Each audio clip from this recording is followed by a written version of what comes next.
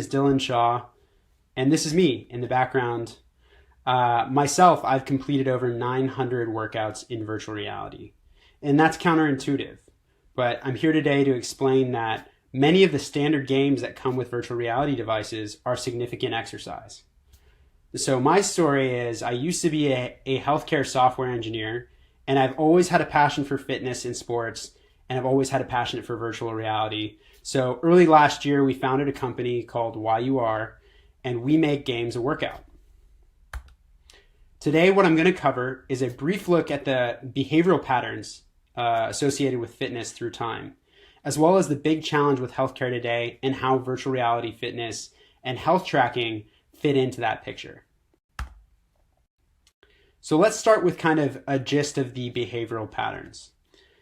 Old lifestyle patterns kept us more fit. Back in the Paleolithic days, people would forage, they would climb, they would use their energy for 8 or 9 hours at a time, poised around real life or death challenges, such as how am I going to feed myself the right balance of fats, carbohydrates, and proteins. And most of that in primitive formats led to a healthy diet, and most of it was done via hunting and gathering and foraging, like I mentioned.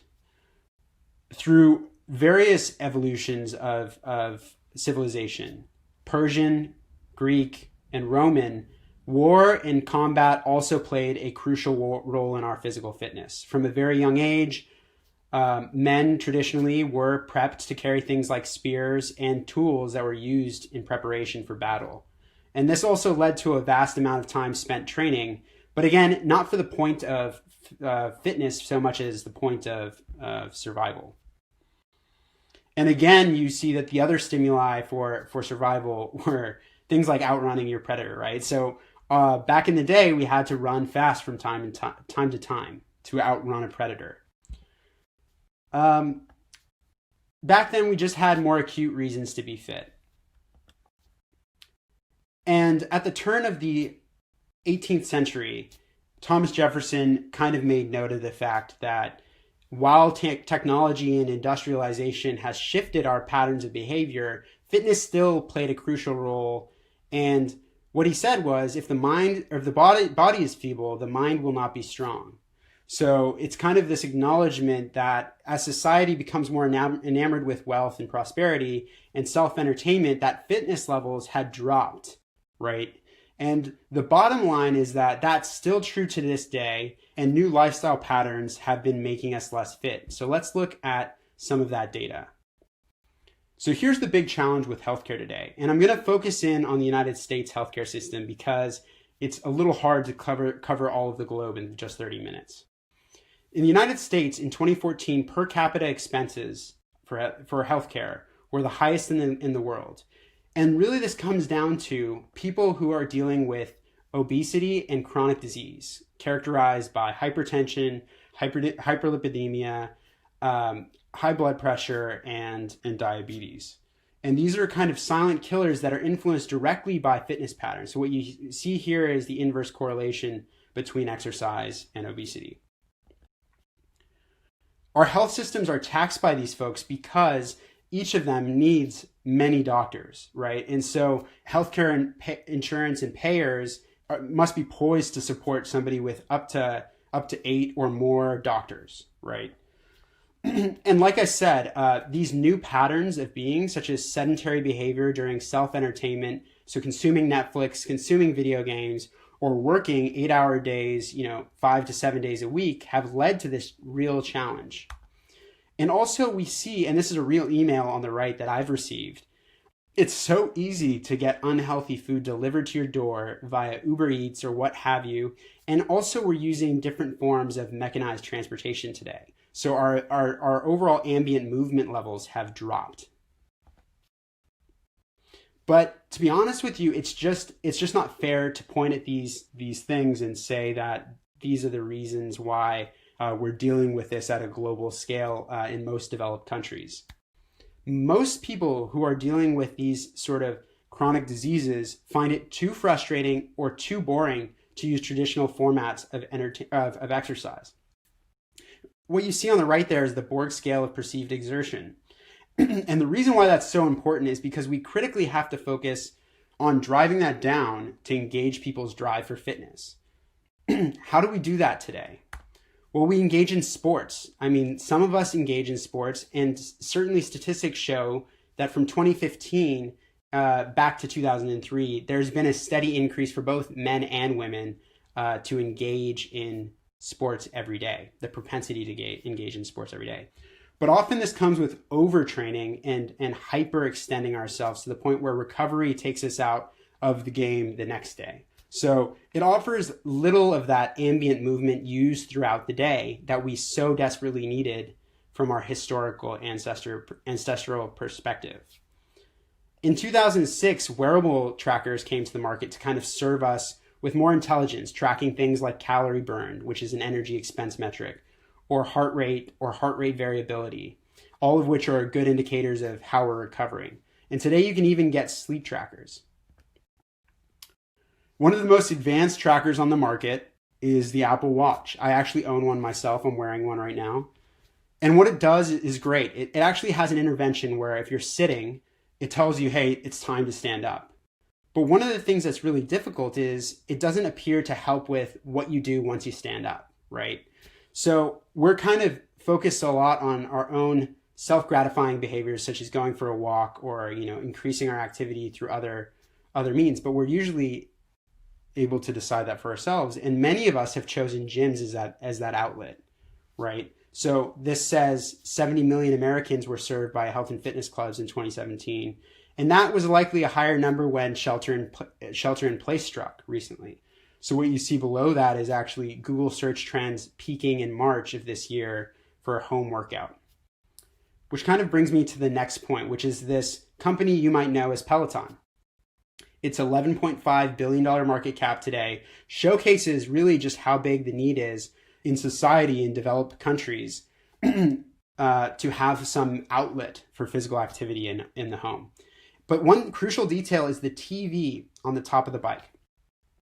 They're using that to make it more interconnected socially. They're using technology in order to drop that rate of perceived exertion, like I mentioned, because it's more entertaining.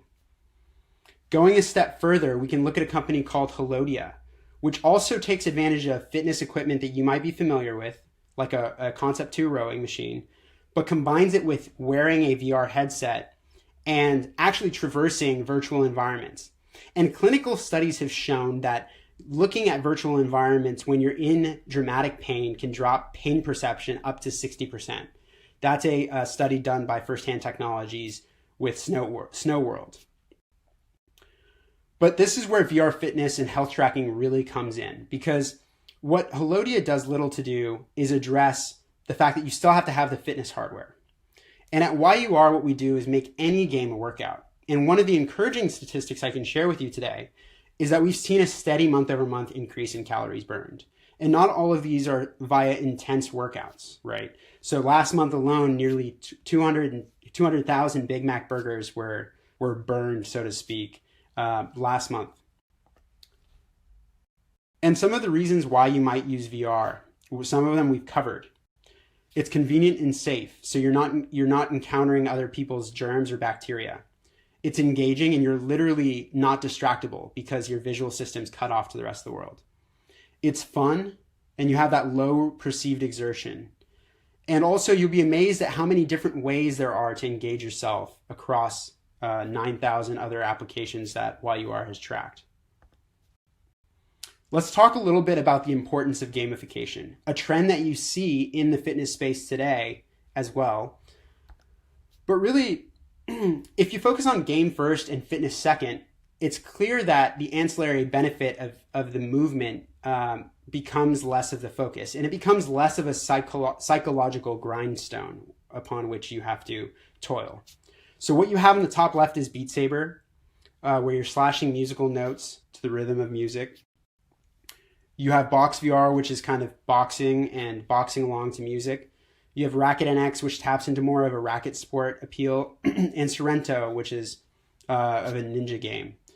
And an interesting observation is that VR can be used throughout your day to break up periods of sedentary time. So it's small enough now, and in the future, forms of AR and VR will continue to get more ergonomically correct and allow you to distribute your workout into 3 to 4 minute chunks throughout the day, like Chris is saying here. From YUR's perspective, we can calculate in a given month, like last month, for example, that millions of minutes are being spent actively engaged. So this could be anything from a rhythm game to Rec Room, where you're actually just connected to other people and playing paintball or what have you. But the point is that it's long form engagement where you're not necessarily going all out, but you're doing it more frequently. And that's where this is the sweet spot. So unlike other forms of cardio, virtual reality is so engaging that it has the power to build new habits. So history offers little insight into how to solve problems of sedentary behavior, mechanized transportation, and ease of getting food. But with this new technology, we know that it's actually fun first. So we think that this can be really a groundbreaking pivot towards a more habitual engagement. And at YUR, this is actually what it looks like. So this is Synth Riders, one of our partners, a rhythm game. And you can pick a combat game or something similar to Pistol Whip, where it's a combination of rhythm and combat. But ultimately, music is really valuable to the workout experience, and variability is too. But one of the underscored points that's not often mentioned is that just rid all of the notions around fitness from the screen. So YUR is actually hidden for the most part. So you're just engaged in the game, and afterwards, if you want to take interest in how many calories you burned or the gamified logic around leveling up, you can do so from the web or mobile client apps. And this is a picture of what it looks like in between games on the Oculus Quest. I wanted to wrap up with a testimonial about YUR as well. YUR tracked all the games I played, and it showed that I was right on track with my Garmin watch, matching the same amount of calories burned. But compared to YUR Fit, my Garmin watch had a harder time trying to decipher my VR exercise movements. And that's because at YUR, we focus specifically on using the motion data from the hand controllers in the headset in order to calculate fitness metrics. I really want to thank you and encourage you to take a look at AR and VR and how they can be used for movement throughout the day, but also forms of exercise. Thank you so much.